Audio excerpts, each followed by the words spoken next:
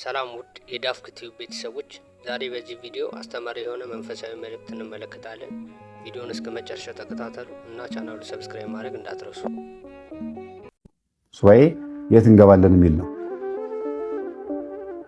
አንደኛ በገዳማት በአጥቢያ ቤተክርስቲያንም ወይም በገዳማት እንገባለን፣ ምንም ችግር የለውም፣ በረከታቸውን ለመቀበል ነው። ሁለተኛ በቤታችን አንድ ክፍል ውስጥ ሱባኤ መግባት ይቻላል። ለብቻው የተከለለ ቢሆን ጥሩ ነው።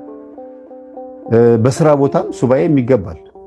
ምን ማለት ነው? የስራ ሱባኤ ከዚህ በፊት አስተምሬያለሁ። የስራ ሱባኤ ማለት ቅድም ተዓቅቦ የሚባለውን ይዛችሁ ማለት ነው። ተዓቅቦ ማለት ክፉ ላለመናገር፣ ክፉ ላለመስራት፣ ክፉ ላለማየት ራሳችሁን ገድባችሁ ስራችሁን እየሰራችሁ ብቻ ይቅርታ እያላችሁ ነገሩን እየተዋችሁት ወደ ስራችሁ ብቻ እያተኮራችሁ ስራ ላይ የቤት ውስጥ እመቤትም ይሆንሽ ልጅ እያጠባሽም ወጥ እየሰራሽም ፋብሪካ ሰራተኛም ይሆንክ ቢሮ ውስጥ የምትሰራ አንድን ነገር ብቻ አተኩረህ እያሰብከው የምትፈልገውን ጥያቄ በፊት ለፊትህ ወረቀት ላይ ጽፈው ታስቀምጠውና 3 ሰዓት 6 ሰዓት 9 ሰዓት 11 ሰዓት ሲሆን እየጸለይክ የምትጸልየውም አላርም ሞልተህ ነው። ስልክህን ወይም አላርም ትሞያለሽ። ምንድነው የምታደርጉት? ልክ 3 ሰዓት አላርም ሲጮህ ታክሲ ውስጥም ሆናችሁ ስራ ላይም ሆናችሁ ምቹ ጊዜ ካልሆነ አንድ አባታችን ነኝ እየሰራችሁ ማለት አቡነ ዘበሰማያት ይትቀደስ ወይም ደግሞ አባታችን በሰማይ የምትለው ብላችሁ ከዛ ስትጨርሱ አቤቱ ጌታ ሆይ 3 ሰዓት ከሆነ በዚህ ሰዓት ቅዱስ ገብርኤልን ልከህ 3 ደቂቃ እንዳዳንካችሁ እኔንም ከዚህ ችግር አድነኝ፣ ድንግል ማርያምን እንዳበሰርካት እኔንም ደግሞ መልካሙን ዜና ይሄንን አብስረኝ ብላችሁ ዝግት በቃ በ2 ደቂቃ ውስጥ አባታችን 55 ሰከንድ 1 ደቂቃ ነው።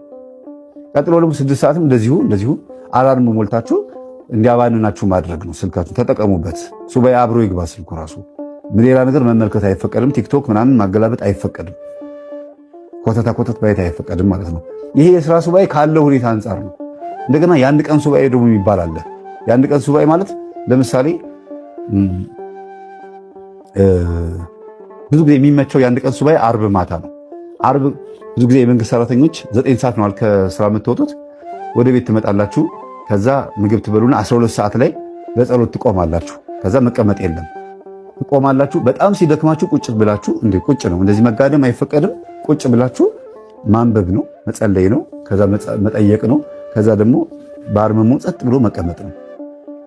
ከዛ 3 ሰዓት ማታ ሲሆን ደግሞ እንደገና ደግሞ 6 ሰዓት ሲሆን 9 ሰዓት ሲሆን 11 ሰዓት ሲሆን መተኛት አይፈቀድም። ባይዘው ልክ ጠዋት ሲነጋ ወደ ቅዳሴ ትሄዱና አስቀድሳችሁ መታችሁ መመገብ ማለት ነው።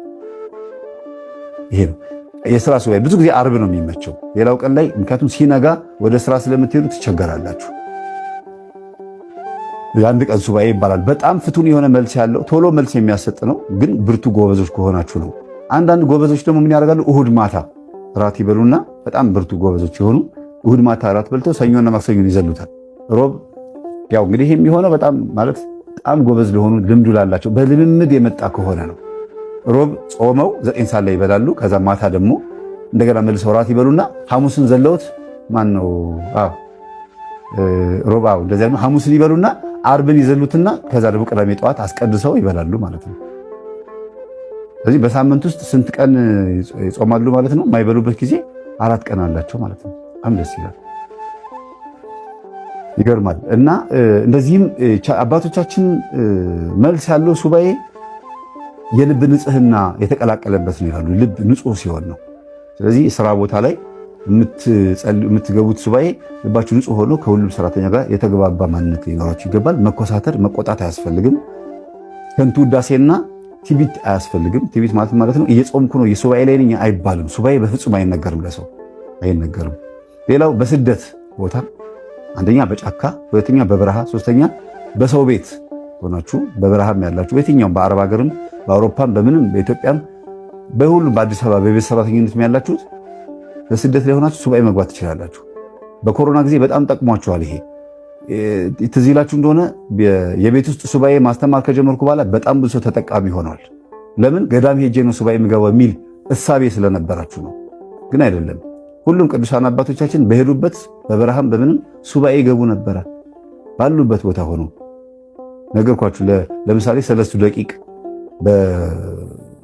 በዛ በቤት ውስጥ በአዳራሽ ውስጥ ትምህርት በሚማሩበት አዳራሽ ውስጥ ሊያውም ንጉሱ ለማይረባ ነገር በሰራበት አዳራሽ ውስጥ አስቴርም እና አስቴርና መርዶክዮስም ልክ እንደዚህ በቤተ መንግስት፣ ዳንኤልን በአንበሶች ጉድጓድ እንዲሁም በቤቱ በቤተ መንግስት ውስጥ ሆነው ሌሎችም ብዙዎቹ ባሉበት ቦታ ሆነው ሱባኤ ይገቡ ነበር። ስለዚህ ሱባኤ የት ሱባኤ እንገባለን እንደሚለው በገዳማት፣ በቤታችን፣ በአንድ ክፍል ውስጥ፣ በስራ ቦታ፣ በስደት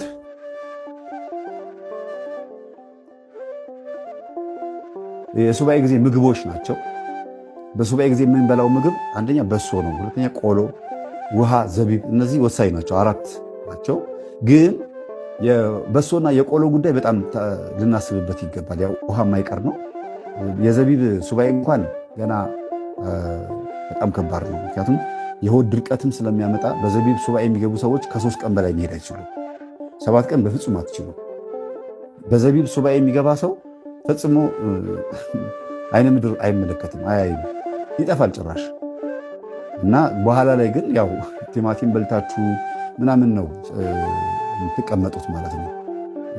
አሜባ በሚመስል መልክ ተንሸራቶ እንዲወጣ ወይም ደግሞ ለምለም የሚባል ነገር አለ አይደል? እኛ የምንጠጣው ጨው ነገር፣ እሱን አባቶች ጨው በጥብጠው ነው የሚጠጣው። በዘቢብ ሱባኤ ከገቡ ከሱባኤያቸው በኋላ ዘቢብ ማን ነው ጨው በጥብጠው ጠጥተው ነው ከዛ የሚያስወግዱት የሚጸዳዱት። ለምንድን ነው? ሆድ ድርቀት ያመጣል። ሄዶ አንጀት ላይ ዝም ብሎ ይቀመጣል፣ ርቅ ብሎ ይቀመጣል። እና ለማስወገድ ግዴታ ተበጥብጦ መውረድ አለበት። ይቅርታ ለምናገረው ንግግር የሚጠቅም ስለሆነ ነው። እሺ፣ ብዙ ሰዎች የሆድ ድርቀት ስለሚያጋጥማቸው ነው። የዘቢብን ባትሞክሩት ይሻላል የምለው ማንን ነው? ምናልባት ልምምድ ያላደረጋችሁ ሰዎችን ነው። በሶ ግን ለምሳሌ እቺ ታንሳለች፣ ለጀማሪ ይሄ በጣም ያንሳል። ተለቅ ያለ አለ አረንጓዴ ጆግ ነገር ምናልባት እዚህ ያለ ሚዛን ያለው ትንሽ ከዚህ ከፍ ያለ ነው። በሱ ታዘጋጃላችሁ። አንድ ጊዜ በጠጣችሁ ከጠጣችሁ በኋላ አትደግሙም ማለት ነው። አንዴ ነው። ቆሎም ከሆነ ደግሞ እንደዚህ ነው። የመጀመሪ ከሆነ ዘገን ነው የምታደርገው። ጎበዝ ከሆንክ ደግሞ በአንድ እጅ ዘገን ታደርጋለህ፣ እሷን ትበላለህ፣ ታሳልፋለህ። ስለዚህ ከዚህም አልፈው ሱባኤ ሲገቡ ወጥተው ሄደው ምግብ ቤት ገብተው በየአይነቱ በልተው የሚመለሱ አሉ። ጸበልተኛ ሱባኤ የሚገቡ ይሄ በጣም ክልክል ነው። ሱባኤ ከሆነ እንደዛ አይደረግም። ከበሶ ወይ ከቆሎ ውጭ ሌላ ነገር አይፈቀድም። ግን ምን ይደረግ? አንዳንድ ጊዜ አራስ ለምሳሌ ሱባኤ ብትገባ ከሆነ ታማሚ ሰው ከምግብ ጋር ምንም መድኃኒት የሚወጥ ሰው ምናምን ከሆነ ምግብ በቀን አንዴ ብቻ የሚፈቀድለት በደንብ አድርጎ ይበላል ማለት ነው። እሱም ደግሞ ከስጋ ደዌ ከበሽታ ጋር የተገናኘ ከሆነ ነው። አቅም ያለው ሰው ግን በሶ ሲጠጣ በደንብ አድርጎ በጥብጦ ይጠጣል። ከዛ በኋላ አይደገምም። ይሄ ስጋን ለማድከም የሚደረግ ስለሆነ ነው። ቆሎም ደግሞ ልክ እንደዛው አንድ ጊዜ አንድ በሁለት እጅ ለጀማሪ፣ ጎበዝ ኮንክ ደግሞ እያረግ ትበላለህ ማለት ነው። ወይም ለሴትም እንደዛው ውሃ ማይቀር ነው። ያው ይጠጣል አይደለም። ያው በሶም በውሃ ነው የሚበጠበጠው። አለቀለት በቃ በዛው ተጠናቀቀ። ከበሶ ጋር ገብቷል። ቆሎ ከሆነ ግን በውሃ ነው። ቆሎ እስከሚያልቅ ድረስ በውሃ ታጣጥሉታላችሁ ማለት ነው። ከዛ በኋላ ድጋሚ አይጠጣም ውሃ። ይሄን ይመስላል። ከምግብ ጋር በተገናኘ ብዙ ሰዎች ይርባቸዋል፣ አቋርጠው የሚወጡም አሉ። ግን በልምምድ ነው የሚመጣው።